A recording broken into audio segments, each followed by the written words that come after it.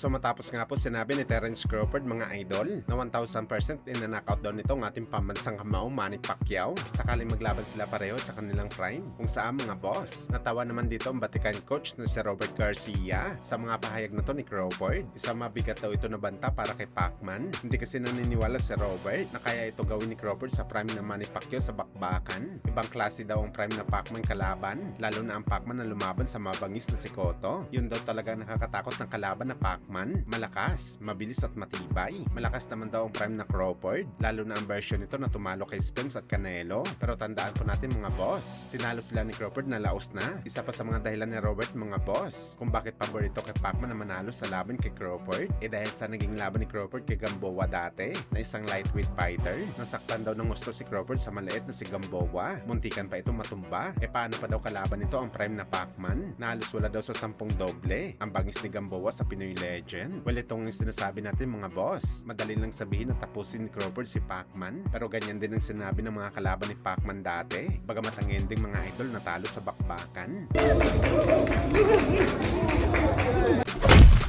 Sa kabilang banda naman mga boss, matapos nga po inanunsyo ng ating pambato na si Carl James Martin na mapapalaban ito sa Saudi sa undercard ni Canelo, at ang rumors na posible makalaban ni Martin, walang iba kundi ang dating tinalo ni Naoya Inoue na si Alan Picasso, kung saan maraming mga Pinoy boxing fans ang na-excite dito mga boss, dahil ito na sigurong pinakamalaking laban ni Martin sa kanyang karera sa boxing sports. Bagamat isang malungkot naman po na balita mga boss, ang bumungad sa ating mga Pinoy boxing fans, dahil ang nakatakdang laban ni Martin kalaban si Picasso. Inanunsyo na kasi mga boss na makakalaban ni Picasso itong si Rincon. Sa Saudi din gaganapin ang laban. Well, hindi pa naman nagsalita si Martin mga idol patungkol dito kung tuloy ba ang laban nito sa October sa Saudi. Pero ayon naman sa mga Pinoy boxing fans mga idol, na-reject daw talaga si Martin ni Picasso dahil wala daw ito fanbase na malaki. May nagsasabi naman mga idol na umayaw daw talaga si Picasso kay Martin dahil natakot ito lumaban sa Pinoy. Isa kasi itong undefeated fighter. Baka masundot ang pagkatalo ni Picasso kay Inoue. Kailangan kasi nito ng belt up fight muna.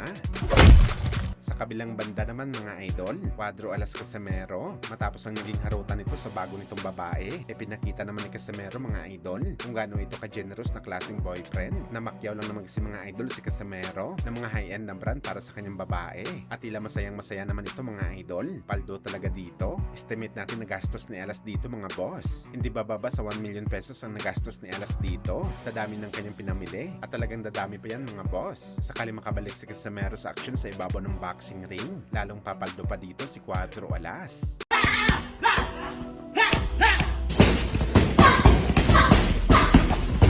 May babalikan pa rin tayo? Ang dami-dami Isa na na rin. lang, promise. Isa